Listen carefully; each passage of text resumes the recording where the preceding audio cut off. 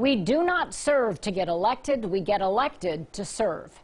That's the quote you'll find if you go to the bio page of Columbus City Council President Shannon Hardin. At the age of 32, he is in his second term as president of council, and at this young age, he has already made history. Shannon Hardin is the youngest person ever elected to sit in the president's chair. He's also the first openly gay Columbus Council leader, but he does not want to be defined by age, orientation, or skin color, his immutable characteristics. He wants you to see the things he can control. Sometimes folks talk about being a history maker.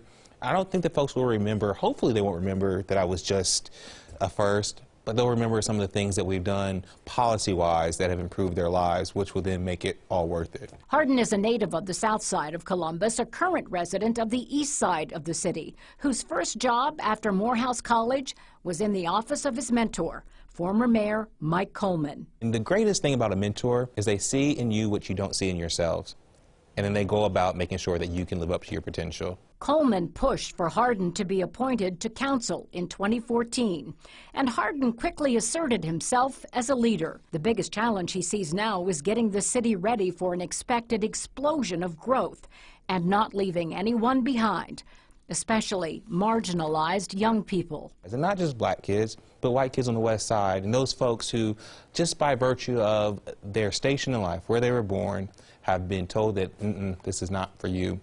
As a community, we can't grow unless we create real opportunities for them. But he also has to navigate through council's role in dealing with allegations of police violence against black citizens.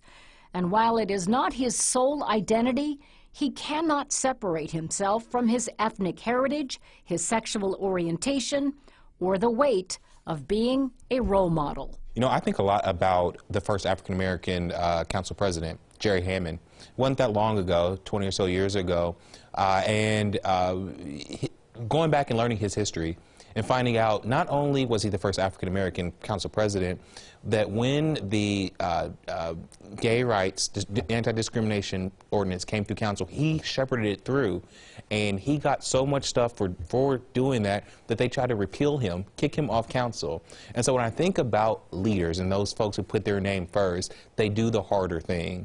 And so hopefully, as being a history maker, that we can all lean into just doing the harder things. So like, I draw inspiration from the folks whose shoulders I stand on. So hopefully one day there will be a kid, a young black kid who says, I can do that too, but I can then do the harder thing as well because Shannon was there.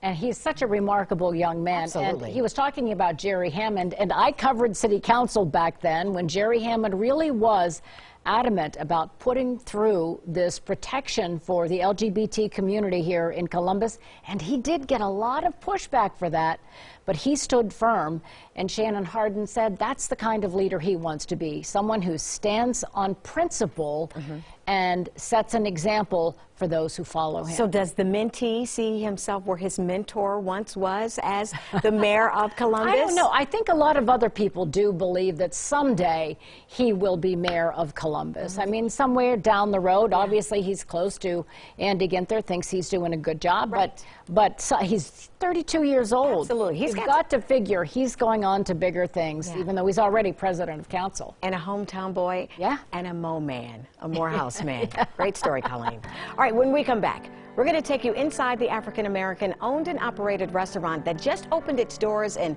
Old Town East, trying to fill a void in the community's eating options. And a little later, our Matt Barnes takes us to an after-school program for young people that is getting real results, and he says changing lives.